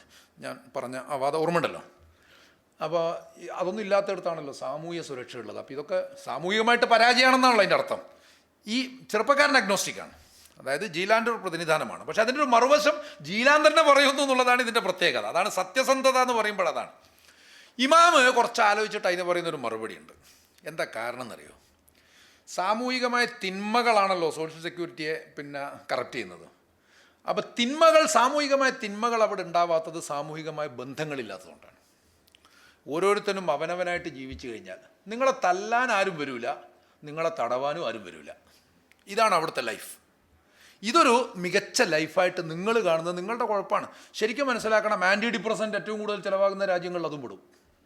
ആൻറ്റി ഡിപ്രസൻ്റ് മെഡിസിൻസ് ഏറ്റവും കൂടുതൽ ചിലവാകുന്ന, സൂയിസൈഡ് റേറ്റ് കൂടുതലാണ്, ഏറ്റവും കൂടുതലല്ലെങ്കിൽ പോലും വളരെ കൂടുതലാണ്. ഇതും അദ്ദേഹം തന്നെ പറയുന്നുണ്ട്. എന്തുകൊണ്ടാണ് അങ്ങനെ സംഭവിക്കുന്നത്? സാമൂഹികമായ ബന്ധങ്ങളില്ല. നമ്മൾ ഈ നാസ്തികരായിട്ടുള്ള സംവാദത്തിലൊക്കെ ആവേശപൂർവ്വം പങ്കെടുക്കുമ്പോൾ നമ്മളെ മനസ്സിൽ ഉള്ളൊരു ചോദ്യമാണ്. ആ ചോദ്യത്തിൻ്റെ പ്രധാനപ്പെട്ട ഉത്തരം കിട്ടിയത് ജീലാൻ്റെ സിനിമ കണ്ടപ്പോഴാണ്. അപ്പം ഇങ്ങനെയുള്ള തുർക്കിയുടെ ഒരു സംസ്കാരത്തിൻ്റെ ഭാഗം എന്ന നിലക്കുള്ള ഇസ്ലാമിനെ വളരെ പോസിറ്റീവായിട്ട് അദ്ദേഹം സമീപിക്കുന്നതായിട്ട് കാണാൻ സാധിക്കും. അതോടൊപ്പം തന്നെ അതിൻ്റെ മൂല്യങ്ങളുടെ വളരെ കൃത്യമായ പ്രകാശനമാണ് കപ്ലനൗലിൻ്റെ സിനിമകൾ. ഗ്രെയിനർ എന്ന് പറയുന്നൊരു സാധനത്തിലേക്ക് വന്നുകൊണ്ട് പിന്നെ ഇത് കൺക്ലൂഡ് ചെയ്യാൻ തോന്നുന്നുണ്ട്. ഗ്രെയിൻ എന്ന് പറയുന്ന സിനിമ ഒരു പോസ്റ്റ് അപ്പോക്കാലിപ്റ്റിക് സിനിമയാണ്. അതിൻ്റെ കാലവും മനസ്സിലാക്കണേ. പോസ്റ്റ് അപ്പോക്കാലിപ്റ്റിക് എന്ന് പറഞ്ഞാൽ ഈ സാധാരണഗതിയിൽ ഈ സയൻസ് ഫിക്ഷൻ എന്ന് കേട്ടിട്ടുണ്ടോ നിങ്ങൾ? ഈ സയൻസ് ഫിക്ഷൻ എന്ന് പറഞ്ഞാൽ ഭാവിയെക്കുറിച്ച് ഫ്യൂച്ചറിസ്റ്റിക് ആയിട്ടുള്ള ആവിഷ്കാരങ്ങളാണ് നമ്മൾ സയൻസ് ഫിക്ഷൻ എന്ന് പറയാം. അതേസമയം ഭൂതകാലത്തിൻ്റെ ആവിഷ്കാരങ്ങൾ നമ്മൾ ഹിസ്റ്റോറിക്കൽ ഫിക്ഷൻ എന്നും പറയും. ഇതാണ് യഥാർത്ഥത്തിൽ അതിൻ്റെ വിഭജനം. നമ്മൾ വിചാരിക്കും സയൻസിനെ കുറിച്ച് പറയുന്നതാണ് സയൻസ് ഫിക്ഷൻ, അങ്ങനെയും പറയാം എന്നേ ഉള്ളൂ. ഈ സയൻസ് ഫിക്ഷനിൽ തന്നെ അപ്പോക്കാലിപ്റ്റിക്, പോസ്റ്റ് അപ്പോക്കാലിപ്റ്റിക് എന്ന് പറഞ്ഞിട്ട് 2 ഇനങ്ങളുണ്ട്. അതായത് ഒരു സർവനാശം വിഭാവനം ചെയ്യുന്ന സിനിമകളാണ് അല്ലെങ്കിൽ സാഹിത്യങ്ങളാണ് അപ്പോക്കാലിപ്റ്റിക്. എന്നാൽ അതിന് ശേഷമുള്ളൊരു ലൈഫുണ്ടല്ലോ. ഭൂമിയിൽ വമ്പിച്ചൊരു ആണവ യുദ്ധം നടന്നു, എല്ലാവരും നശിച്ചു. എല്ലാവരും നശിച്ചാലും ഒരു DNA ഉണ്ടെങ്കിൽ അങ്ങോട്ട് മുളച്ചു വരുമല്ലോ. അങ്ങനെ മുളച്ച് വന്നൊരു ലൈഫ്. ബുക്ക് ഓഫ് എലി എന്നൊക്കെ പറഞ്ഞിട്ട് സിനിമകളുണ്ട്. എലായി ആണ്, ELI എന്നാണ് ഇത്, എലായി, ബുക്ക് ഓഫ് എലായി എന്ന് പറഞ്ഞിട്ടൊരു സിനിമ ഉണ്ട്. അതുപോലെ ധാരാളം സിനിമകൾ പോസ്റ്റ് അപ്പോക്കാലിപ്റ്റിക് എന്ന് പറയുന്ന ഗണത്തിലുണ്ട്. അത്തരത്തിലുള്ള ഒരു പോസ്റ്റ്, അതിനെ തന്നെ പിന്നെ വിഭജിക്കാറുണ്ട്. ഈ ഉട്ടോപ്യൻ സിനിമകളുണ്ട്, ഡിസ്റ്റോപ്യൻ സിനിമകളുമുണ്ട്. ഉട്ടോപ്യൻ എന്ന് പറഞ്ഞാൽ ഒരു നന്മയിൽ അവസാനിക്കുന്ന സാധനങ്ങളാണ് ഉട്ടോപ്യൻ സിനിമകൾ. അയാളുടെ ഒരു വിഭാവനമുണ്ടാകും, ആ വിഭാവനത്തിൽ തന്നെ പിന്നെ അയാൾ കാര്യങ്ങളെ കാണുന്നൊരു സിനിമയാണ്, രീതിയാണ് ഉട്ടോപ്യൻ. ഡിസ്റ്റോപ്യൻ എന്ന് പറഞ്ഞാൽ അങ്ങനെയല്ല, എന്താണോ വേണ്ടതെന്ന് അയാൾ ആഗ്രഹിക്കുന്നു അതിന് നേരെ വിരുദ്ധമാണ് കാര്യങ്ങൾ എന്ന മട്ടിലുള്ള അവതരണത്തിനാണ് ഡിസ്റ്റോപ്യൻ എന്ന് പറയാം. അപ്പോൾ എന്തായാലും ഒരു പോസ്റ്റ് അപ്പോക്കാലിപ്റ്റിക് കാലത്തിലേക്ക് നമ്മൾ നോക്കണം. അവിടെ വരുന്ന 2 പേരാണ്. ആ കാലമാകുമ്പോഴേക്ക് ജനിതകമായ വിത്തുകളൊന്നുമില്ല, പ്രകൃതിദത്തമായിട്ടുള്ള വിത്തുകളൊന്നുമില്ല. ഈ GM സീഡ്സ്, പിന്നെ ജനറ്റിക്കലി മോഡിഫൈഡ്, അല്ലെങ്കിൽ നമ്മൾ നേരത്തെ പറഞ്ഞ ടെർമിനേറ്റർ സീഡ്സ്, ഇതാണ്. അപ്പോൾ സ്വാഭാവികമായിട്ടും ഭക്ഷണത്തിൻ്റെ മേൽ ഇന്നുള്ളതിനേക്കാളും വലിയ കുത്തകാവകാശം വരും. കമ്പനികൾക്ക് മേൽ കംപ്ലീറ്റ് കൺട്രോൾ. കാരണം മനുഷ്യൻ്റെ ഏറ്റവും ബേസായ പ്രശ്നമാണല്ലോ ഫുഡ്. ഭക്ഷണമാണ് മനുഷ്യൻ്റെ ഫുഡ്, ക്ലോത്ത്, ഷെൽട്ടർ എന്ന് പറഞ്ഞിട്ടാണ് നമ്മൾ തുടങ്ങുക തന്നെ. അപ്പോൾ സ്വാഭാവികമായിട്ടും മനുഷ്യൻ്റെ ഏറ്റവും പ്രധാനപ്പെട്ട ഭൗതികാവശ്യം ഭക്ഷണമായതുകൊണ്ട് തന്നെ ഭക്ഷണത്തിൻ്റെ മേലെ സമ്പൂർണ്ണമായ കൺട്രോൾ ഏർപ്പെടുത്തി കഴിഞ്ഞാൽ പിന്നെ അവർ പിന്നെ ലോകം ഭരിക്കും. ഇതാണ് അവസ്ഥ. അതുകൊണ്ട് തന്നെ ആ കമ്പനിക്ക് ലോകത്തിന് മേൽ പൂർണ്ണമായ നിയന്ത്രണം ഉണ്ടായിരുന്നു. അങ്ങനൊരു ഘട്ടത്തിൽ അനുഭവപ്പെടുന്നൊരു ഭക്ഷ്യ പിന്നെ പ്രതിസന്ധി. ആ പ്രതിസന്ധിയെക്കുറിച്ച് പഠിക്കാൻ വേണ്ടിയിട്ട് അവിടുത്തെ ഒരു സയൻറ്റിസ്റ്റ്, അദ്ദേഹത്തിൻ്റെ പേര് ഇറോൾ ഐദിൻ എന്നാണ്. ഇറോൾ ഐദിൻ എന്ന ഒരു സയൻറ്റിസ്റ്റിനെ ചുമതലപ്പെടുത്തുന്നു. അയാൾ അത് പഠിക്കാൻ വേണ്ടിയിട്ട് അങ്ങനെ അയാൾക്ക് എത്ര തലപുകച്ചിട്ടും ഇതെങ്ങനെയാണ് പരിഹരിക്കേണ്ടതെന്ന് മനസ്സിലാവുന്നില്ല. അവസാനം അയാൾ അതൊക്കെ മടുത്തിട്ട് ഗണിതം വിട്ട് അയാൾ ഒരു സന്യാസിയായി എന്ന് ജോർജ് ഗാമോവ് പറഞ്ഞിട്ടുണ്ട്. അതായത് പിന്നെ ട്രിനിറ്റിയിൽ പഠിച്ചൊരു മിടുക്കൻ കുട്ടി, അതിൻ്റെ മലയാളം അങ്ങനെയാണ്. ഈ ജോർജ് ഗാമോവാണ് ഈ ബിഗ് ബാങ്കിനെ കുറിച്ചുള്ള തിയറിയൊക്കെ അവതരിപ്പിച്ചത്. അദ്ദേഹത്തിൻ്റെ 1, 2, 3 ഇൻഫിനിറ്റി എന്ന് പറഞ്ഞിട്ട് നല്ലൊരു പുസ്തകമുണ്ട്, സയൻസുമായിട്ട് ബന്ധപ്പെട്ട പുസ്തകം. അതിൽ പറഞ്ഞ ട്രിനിറ്റിയിൽ പഠിച്ച ഒരു മിടുക്കൻ കുട്ടി അനന്തത്തിൻ്റെ സ്ക്വയർ റൂട്ട് കണക്കാക്കാൻ വേണ്ടി ശ്രമിച്ചു. അനന്തത്തിൻ്റെ വർഗ്ഗമൂലം കണക്കാക്കാൻ ശ്രമിച്ചു. അക്കങ്ങൾ ഏറിയേറി വന്നു. അവസാനം ഗണിതം വിട്ടിട്ട് അയാൾ ഒരു വൈദികനായി എന്ന് പറഞ്ഞതുപോലെ അവസാനം ഒരു സന്യാസിയാവാൻ തന്നെ തീരുമാനിച്ചിട്ട് ഇയാളിങ്ങനെ നടക്കുന്ന സമയത്ത് അങ്ങനെ ഒരു സന്യാസി നേരത്തെ ഉണ്ടായിരുന്നു. ഒരു ചെറുപ്പക്കാരൻ നിലവിലുള്ള സയൻസിനെ, ശാസ്ത്രധാരണകളെ വെല്ലുവിളിക്കുകയും ധിക്കരിക്കുകയും ചെയ്തതിൻ്റെ പേരിൽ പുറത്തായി. എന്ന് പറഞ്ഞാൽ സാങ്കേതിക വിദ്യ ഭരിക്കുന്നൊരു സ്ഥലത്ത് സാങ്കേതിക വിദ്യയെ സംശയിച്ചോൻ സ്വാഭാവികമായിട്ടും പുറത്താവുമല്ലോ. അങ്ങനെ പുറത്തായ മനുഷ്യൻ, അയാളെ കണ്ട എല്ലാ പ്രശ്നവും പരിഹരിക്കാൻ പറ്റുമെന്ന് ഇയാൾക്ക് തോന്നി. ജമീൽ അക്കമൻ എന്നാണ് അയാളുടെ പേര്. അപ്പോൾ അയാൾ അന്വേഷിച്ച് നടക്കുന്നതിനിടയിലാണ് ഈ റേഡിയോ ആക്റ്റീവ് പ്രതലത്തിലൂടെയൊക്കെ കടന്നു പോകേണ്ടി വന്നു. ഒരുപാട് അനുഭവങ്ങളുണ്ട്. അതിനൊക്കെ രാഷ്ട്രീയമുണ്ട്, അതിനൊക്കെ സാംസ്കാരികമായ മാനങ്ങളും വളരെ ഡീപ്പാണ്, അതിനൊക്കെ അർത്ഥങ്ങളുണ്ട്. മാത്രമല്ല ഇത് വളരെ വിശാലമായ വൈഡായിട്ടുള്ളൊരു പ്രതലമാണ്. ടർക്കിഷ് ഫിലിം മേക്കർ ആണെങ്കിലും ഈ സിനിമയുടെ ഭാഷ ഇംഗ്ലീഷാണ്. ഈ സിനിമയുടെ ഭാഷ ഇംഗ്ലീഷാണ്. മാത്രമല്ല അതിൽ അഭിനയിച്ചിരിക്കുന്ന നടീനടന്മാരൊക്കെ ലോകത്തിൻ്റെ പല ഭാഗത്തുള്ളവരാണ്. അതിൽ റഷ്യക്കാരനും പിന്നെ തുർക്കിക്കാരനും അങ്ങനെ വ്യത്യസ്ത ഭാഗങ്ങളിലുള്ളവരാണ് അഭിനയിച്ചിരിക്കുന്നത്. അങ്ങനെ ആ സ്വഭാവത്തിൽ ഈ മിക്കവാറും പറ്റിയേക്കും. ഇനിയിപ്പോൾ നിർത്തണമെങ്കിൽ ഞാൻ നിർത്താം. പരിക്ക് ഓക്കെ. അപ്പോൾ ഇയാൾ അന്വേഷിച്ചങ്ങ് പോയി. പിന്നെ അല്ല, ഇത് തീർക്കാം, കുഴപ്പമില്ല. പിന്നെ ഇയാൾ ഈ ജമീൽ അക്മൻ അന്വേഷിച്ച് പോയി. അപ്പോൾ പോകുന്ന വഴിക്ക് പിന്നെ ഒരു സഹായി ഉണ്ടായിരുന്നു കൂടെ. അങ്ങനെ സഹായിയെ വിട്ടിട്ടാണ് ഈ കണ്ടിട്ട് ഇയാൾ കണ്ടു, ജമീൽ അക്മനെ കണ്ടു. എന്നിട്ട് പറഞ്ഞു, എനിക്കിങ്ങനെ കുറേ പ്രശ്നങ്ങളുണ്ട്, നിങ്ങൾക്ക് എൻ്റെ കൂടെ യാത്ര ചെയ്യാനൊന്നും പറ്റില്ല, എന്നെ ആരും ചോദ്യം ചെയ്യരുത് എന്ന് പറഞ്ഞിട്ട് ജമീൽ അക്മൻ ഈ അയാളുടെ ഒരു തോണിയുണ്ട്, അത് കൊടുത്തിട്ട് പിന്നെ തുഴഞ്ഞങ്ങ് പോകുന്ന സമയത്ത് കടലാണ്, ഇയാൾ കടലിൽ ചാടി നീന്തി പോയിട്ട് ആ തോണിയിൽ കയറിയിട്ട് പറഞ്ഞു, ഞങ്ങളുടെ കൂടെ ക്ഷമയോടുകൂടി ജീവിക്കും എന്ന് പറഞ്ഞ് മുന്നോട്ട് പോകുന്ന സമയത്ത് കുറച്ചങ്ങോട്ട് എത്തിയപ്പോഴും ഈ ഒരു പിക്കാസ് എടുത്തിട്ട് ഈ തോണി കുത്തിപ്പൊളിക്കുകയാണ് ഇയാൾ. ആ കുത്തിപ്പൊളിക്കുന്ന സമയത്ത് ഇയാൾ പെട്ടെന്ന് ചോദിച്ച്, ഈ കുത്തിപ്പൊളിച്ച വെള്ളമൊക്കെ കയറിയിട്ട് ഇത് മുങ്ങിപ്പോലെ. അപ്പോൾ അയാൾ വാൺ ചെയ്തു. അത് കഴിഞ്ഞിട്ട് അവർ അപ്പുറത്തെത്തി പിന്നീട് അകന്നു പോയി, വീണ്ടും യോജിച്ച സമയത്ത് ജമീൽ അക്മനെ പലതും പറഞ്ഞ് പ്രലോഭിപ്പിക്കുന്ന ഒരു കുട്ടി ഉണ്ടായിരുന്നു അതിൽ. അല്ല, മറ്റേ ആളെ ഇറോൾ ഐദീനെ വന്ന് അന്വേഷിച്ച് വന്ന ആളെ പല തെറ്റായ ആശയങ്ങളും പറഞ്ഞ് പ്രലോഭിപ്പിക്കുന്ന ഒരു കുട്ടി ഉണ്ടായിരുന്നു. രാത്രി ആ കുട്ടിയായിട്ട് സംസാരിച്ചാണ്. നേരം വെളുത്തപ്പോൾ ആ കുട്ടിയെ കാണുന്നില്ല. അപ്പോൾ ആ കുട്ടി എവിടെയെന്ന് ചോദിക്കും. അപ്പോഴും ഇയാൾ വാൺ ചെയ്യും. മൂന്നാമത് ഇതുപോലെ പിന്നെ ഇയാളിങ്ങനെ ഒരു മതിൽ കെട്ടുന്നതായിട്ടൊക്കെ കാണുന്നുണ്ട്. അതെന്തിനാണ് ഇപ്പോൾ കെട്ടുന്നത്, നമ്മൾ വിശന്ന് നിൽക്കുന്ന സമയത്ത് എന്തെങ്കിലും ഒന്ന് ചെയ്യുമ്പോൾ ഇവരോട് കൂലി വാങ്ങണ്ടേ എന്നൊക്കെ ചോദിച്ചപ്പോഴും അയാൾ വാൺ ചെയ്തു. വാൺ ചെയ്തിട്ട് അയാളങ്ങ് പോയി. പോയതിന് ശേഷം ഇയാൾ മതിലിൻ്റെ മേലൊരു ഹോള് കാണുന്നുണ്ട്. അതിലൂടെ നോക്കുമ്പോൾ വളരെ മനോഹരമായ വർണ്ണശബളമായ ഒരു ഉദ്യാനത്തിൽ 2 കുട്ടികൾ ഇരിക്കുന്നുണ്ട്. തിരിച്ചു വരുന്ന വഴിയിൽ അയാൾ ഗോതമ്പ് കണ്ടെത്തുന്നുണ്ട്, പ്രകൃതിദത്തമായിട്ടുള്ള ഗോതമ്പ്. ഇങ്ങനെ കുറേ അനുഭവങ്ങൾ തിരിച്ചു വരുമ്പോഴും ഈ ചോദ്യങ്ങളുടെ മുഴുവൻ ഉത്തരങ്ങൾ സംഭവം ഏതാണെന്ന് നിങ്ങൾക്ക് മനസ്സിലായല്ലോ. ഇതിൽ മൂസാ നബിയോ ഖിദറോ ഒന്നുമില്ലെന്നേ. പക്ഷേ അതേസമയം തന്നെ ഇതിൻ്റെ ബേസ് യഥാർത്ഥത്തിൽ അതാണ്. ഈ മൂസാ നബിയെ കൊണ്ടുപോയി പിന്നെ ഈ പുനർജന്മം നടത്തിച്ചിരിക്കുന്നത് ഈ കാലത്തും കൂടിയല്ല, പോസ്റ്റ് അപ്പോക്കാലിപ്റ്റിക് കാലത്താണ്. അവിടെ ഒരു മൂസാ നബി വന്നാൽ എങ്ങനെ ഇരിക്കും എന്നുള്ളതാണ് ചോദ്യം. അവിടെ ഒരു ഖിദർ വന്നാൽ എങ്ങനെ ഇരിക്കും? എന്തായാലും ബാക്കി ചർച്ചയിലാവാം, ഇല്ലെങ്കിൽ വേറെ ഏതെങ്കിലും പരിപാടിയിലാവാം. കാരണം സമയം അപഹരിക്കൂല എന്ന് ഞാൻ ആദ്യം പറഞ്ഞിന്, നിയന്ത്രിക്കണം എന്നും പറഞ്ഞിന്. പിന്നെ അപഹരിച്ചു കഴിഞ്ഞു, പക്ഷെ അതെൻ്റെ കുറ്റമല്ല. കാരണം പിടിച്ചു വെക്കാൻ വേണ്ടി പറഞ്ഞാണ്, അയാൾ പിടിച്ചില്ല. അസ്സലാമു അലൈക്കും.